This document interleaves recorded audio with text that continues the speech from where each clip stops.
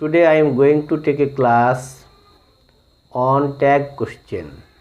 I hope it will be helpful to all the students. So let's go to the main class. প্রিয় শিক্ষার্থীরা, আজকে আমরা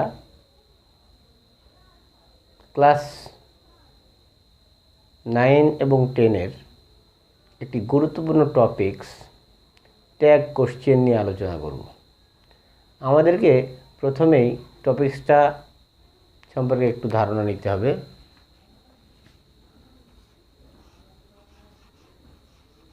tag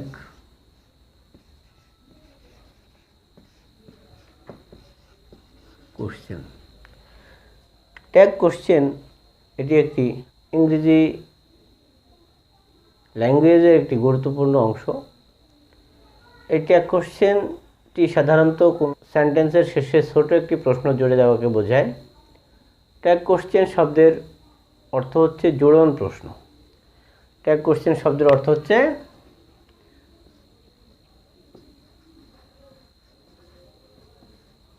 জোড়ন প্রশ্ন। তো প্রিয় শিক্ষার্থীরা, এই ট্যাগ কোশ্চেনটা আসলে কোনো স্টেটমেন্ট বা অ্যাসার্টিভ বাক্যের শেষে সাধারণত ট্যাগ কোশ্চেন জুড়ে দিতে হয়। তো এটা সম্পর্কে ক্লিয়ার ধারণা আমরা আজকে নেওয়ার চেষ্টা করব, কিভাবে একটি ট্যাগ কোশ্চেন সেট করতে পারি। তো আমরা একটি উদাহরণের মাধ্যমে প্রথমে দেখাই। একটি স্টেটমেন্ট লিখছি, I have done the work. প্রিয় শিক্ষার্থীরা, আমাদেরকে লক্ষ্য রাখতে হবে স্টেটমেন্টের দুইটা ওয়ার্ডের দিকে লক্ষ্য রাখতে হবে। এক নম্বর হচ্ছে সাবজেক্ট, আর দুই নম্বর হচ্ছে মূল ভার্ব বা সাহায্যকারী ভার্ব। মূল ভার্ব বা সাহায্যকারী ভার্বের দিকে লক্ষ্য রাখতে হবে এবং সাবজেক্টের দিকে লক্ষ্য রাখতে হবে। যখন আমরা এটাকে ট্যাগে পরিণত করব, তো প্রথমেই আমাদেরকে সাহায্যকারী ভার্ব বসাতে হবে। প্রথমে কি বসাতে হবে? সাহায্যকারী ভার্ব বসাতে হবে। যদি দেখা যায় সেন্টেন্সে সাহায্যকারী ভার্ব নাই, তাহলে মূল ভার্বের ফর্মের দিকে লক্ষ্য করতে হবে। যদি মূল ভার্বের ফর্মটি প্রেজেন্ট ফর্মে থাকে, তাহলে ডু দিয়ে ট্যাগ করতে হবে। যদি এস বাই এস ফর্মে থাকে, তাহলে ডাজ দিয়ে ট্যাগ করতে হবে। আর যদি পাস্ট ফর্মে থাকে, তাহলে ডিড দিয়ে ট্যাগ করতে হবে। তো আমরা প্রথমে সাহায্যকারী ভার্বটা দেখে নেব কীভাবে ট্যাগ করতে হবে। এখানে এটা হচ্ছে সাবজেক্ট, এটা হচ্ছে বি ভার্ব বা সাহায্যকারী ভার্ব। এখন আমাদের এক নম্বরে আছে সাবজেক্ট, দুই নম্বরে আছে সাহায্যকারী ভার্ব। কিন্তু ট্যাগের বেলায় আমাদের প্রথমে সাহায্যকারী ভার্ব লিখতে হবে, অর্থাৎ দুই নম্বরটা লিখতে হবে। দুই নম্বর কী আছে? হ্যাভ। লিখলাম have.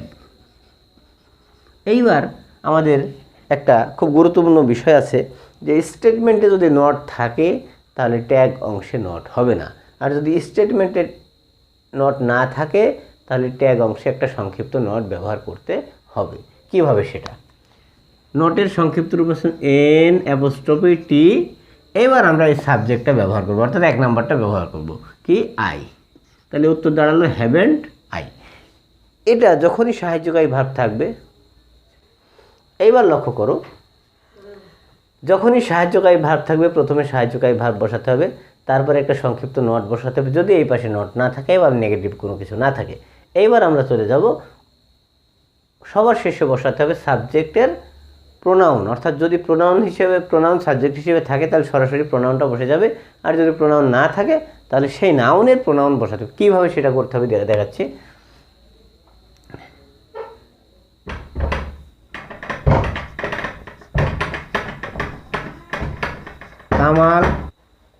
Kamal is playing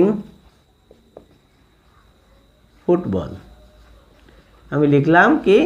Kamal is playing football. তাহলে এটা সাহায্যকারী ভার্ব, এটা সাবজেক্ট। আমাদের বসানোর কথা আছে আগে সাহায্যকারী ভার্ব, অর্থাৎ ইজ, আর সংক্ষিপ্ত নট। আর সাবজেক্টটা আছে এখন কি? কামাল। কামালটা কি? নাউন। নাউনটা কি? মেয়ে না ছেলে? যদি ছেলে হয় তাহলে হি, আর যদি মেয়ে হয় তাহলে সি বসাতে হবে। তাহলে আমরা এখন লিখব কি? কামালের পরিবর্তে একটা হি লিখব। লিখলাম হি, আমাদের ট্যাগ হয়ে গেল। এইবার আমরা একটু দেখে নেব যদি সাহায্যকারী ভার্ব না থাকে তখন আমরা কিভাবে ট্যাগ করব।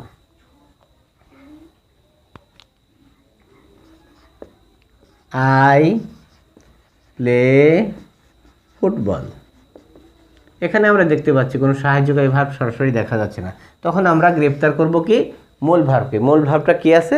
প্রেজেন্ট ফর্মে আছে। যখন মূল ভার্বটি প্রেজেন্ট ফর্মে থাকবে তখন আমরা নিঃসন্দেহে এখানে কি বসাবো?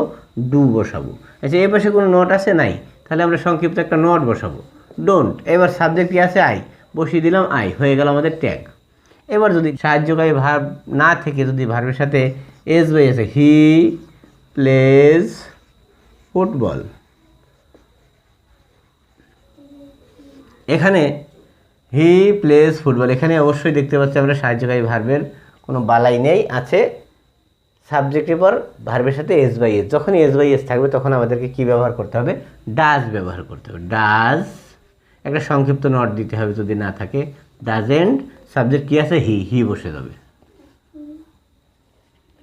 5 নম্বর। এবার দেখতে পাচ্ছি যদি পাস্ট ফর্মে, we played football, we played football, এখানে লক্ষ্য করতে হবে যে ভার্বটা কোন পর্যায়ে আছে? অবশ্যই পাস্ট ফর্মে আছে। পাস্ট ফর্মে থাকলে আমাদের কি ব্যবহার করতে হবে? ডিড ব্যবহার করতে হবে। ডিডেন্ট উই, হয়ে গেল আমাদের কি সাহায্যকারী ভার্ব বাদে একটা সেন্টেন্সকে কিভাবে আমরা ট্যাগ করব সেটা আমরা দেখে নিলাম। তাহলে সাহায্যকারী ভার্ব থাকলে সরাসরি সাহায্যকারী ভার্ব বসবে, নট না থাকলে নট বসবে, আর সাবজেক্টটা বসে যাবে, বা সাবজেক্টটা নাউন হলে তার প্রোনাউন বসাতে হবে। এবার যদি দেখা যায় যে সাহায্যকারী ভার্ব নাই, সাহায্যকারী ভার্ব না থাকলে কি করতে হবে?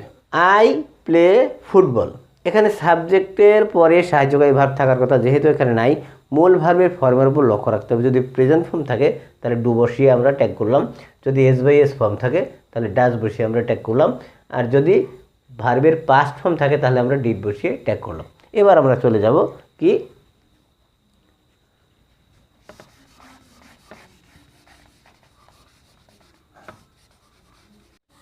এবার যদি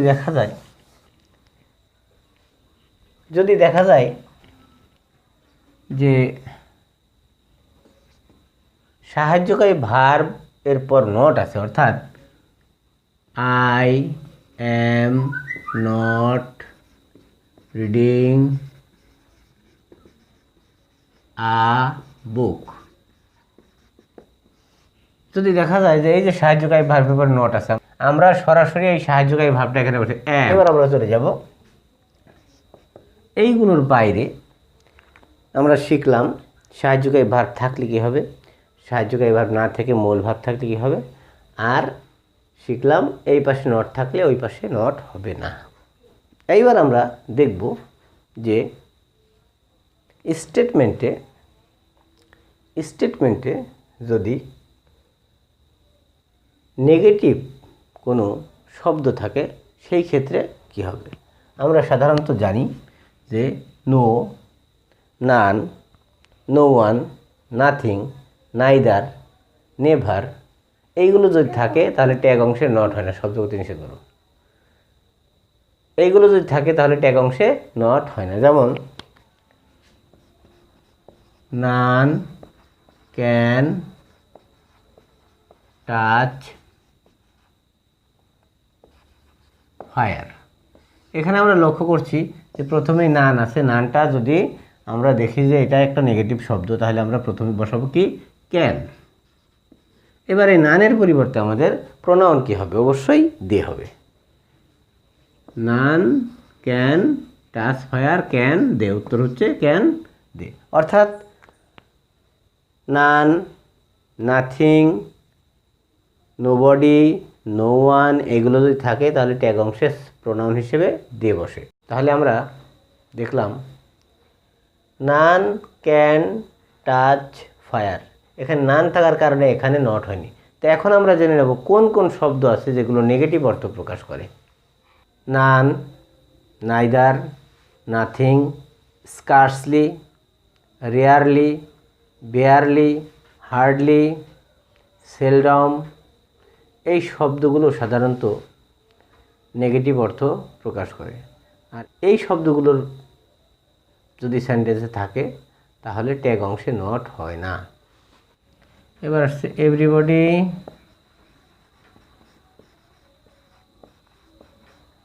লাইকস ফ্লাওয়ার। প্রিয় শিক্ষার্থীরা, আমরা লক্ষ্য করছি যে এভরিবডি লাইকস ফ্লাওয়ার, এখানে সাবজেক্ট আছে এভরিবডি। এভরিবডি যদি সাবজেক্ট হিসেবে থাকে, সেন্টেন্সে কিছু সাবজেক্টিভ ওয়ার্ড আছে যেগুলো থাকলে ওই ওয়ার্ডগুলো না বসে পরবর্তী অংশে দে ব্যবহৃত হয়।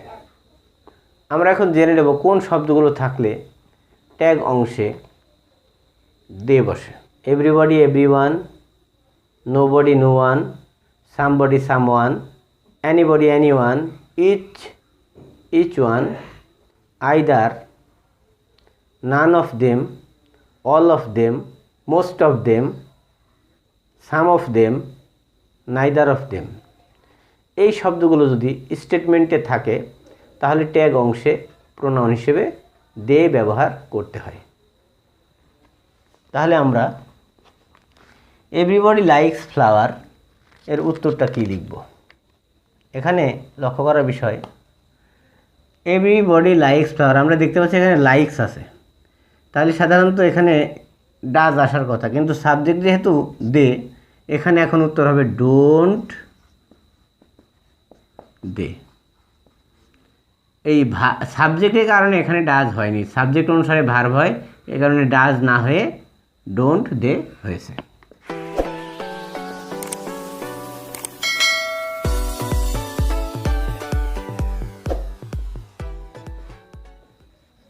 Children fond of sweet.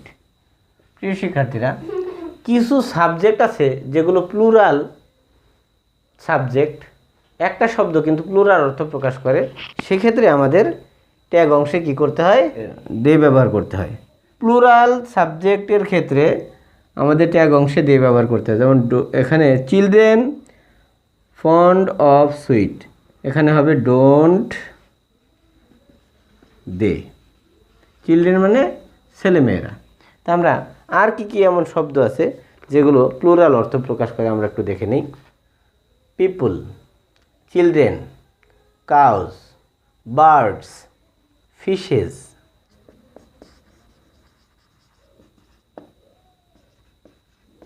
There is an exam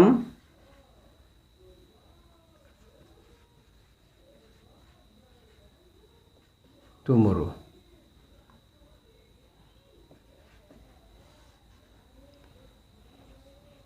ইট এবং দেয়ার যদি সাবজেক্ট ওয়ার্ড হয় তাহলে ট্যাগ অংশে ইট এবং দেয়ার প্রোনাউন হিসেবে চলে যাবে, অর্থাৎ কোনো পরিবর্তন হবে না। তাহলে আমাদের এখানে উত্তর আসছে isn't there, isn't there.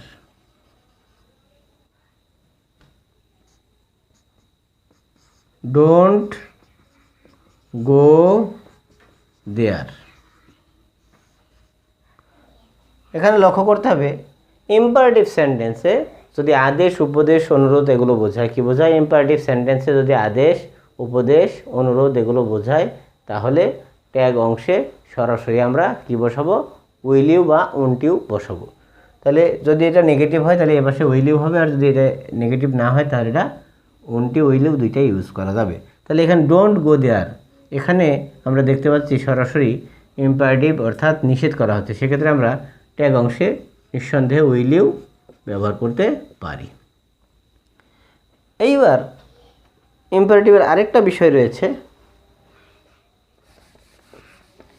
Imperative সেন্টেন্সটি যদি লেট দিয়ে আরম্ভ হয়, কি হয়? ইম্পারেটিভ সেন্টেন্সটি যদি লেট দ্বারা আরম্ভ হয় এবং সেই লেট দিয়ে যদি অনুমতি বোঝায় তাহলে উইল ইউ হবে, আর যদি প্রস্তাব বোঝায় তাহলে শ্যালই হবে। যেমন আমরা লক্ষ্য করি, লেটস প্লে ফুটবল। চলো আমরা ফুটবল খেলি, এটা দিয়ে প্রস্তাব বোঝাচ্ছে, তাহলে হবে উত্তর শ্যাল উই। আরেকটা জিনিস মনে রাখতে হবে, লেট অ্যাপোস্ট্রফি এস এবং লেট আস এই দুইটা যদি থাকে তাহলে প্রস্তাব বোঝায়, এবং সেই ক্ষেত্রে আমরা শ্যালই ব্যবহার করব। কিন্তু let them, let him, let me এই ধরনের যদি থাকে তাহলে সেক্ষেত্রে অনুমতি চাওয়া বোঝায়, সেক্ষেত্রে উত্তর হবে উইল ইউ। যেমন লেট হিম গো, তাকে যেতে দাও, এখানে ট্যাগে উত্তর হবে উইল ইউ। এইটুকু আমাদের লক্ষ্য রাখতে হবে যে কোনটা প্রস্তাব আর কোনটা কি অনুমতি চাওয়া বোঝায়। তাহলে এখানে আমাদের লক্ষ্য রাখতে হবে যে যেটা দিয়ে প্রস্তাব বোঝাবে সেটা শ্যালই, আর যেটা দিয়ে অনুমতি চাওয়া বোঝাবে সেটা হচ্ছে উইল ইউ। তাহলে প্রিয় শিক্ষার্থীরা, আমরা জানলাম ট্যাগ কোশ্চেনের শুরু, ট্যাগ কোশ্চেনের অর্থ এবং ট্যাগ কোশ্চেনের গঠন, এবং কিভাবে একটা স্টেটমেন্টের শেষে ট্যাগ কোশ্চেন করতে হয় বা জুড়তে হয়। তাহলে আমরা নিয়মিত প্র্যাকটিস করব এবং সাবজেক্ট ওয়ার্ড চিনব, ভার্ব চিনব, সাহায্যকারী ভার্ব চিনব, তাহলে আমাদের পক্ষে ট্যাগ কোশ্চেন করা সম্ভব হবে। ধন্যবাদ সকলকে, সবাই ভালো থাকবে, আল্লাহ হাফেজ।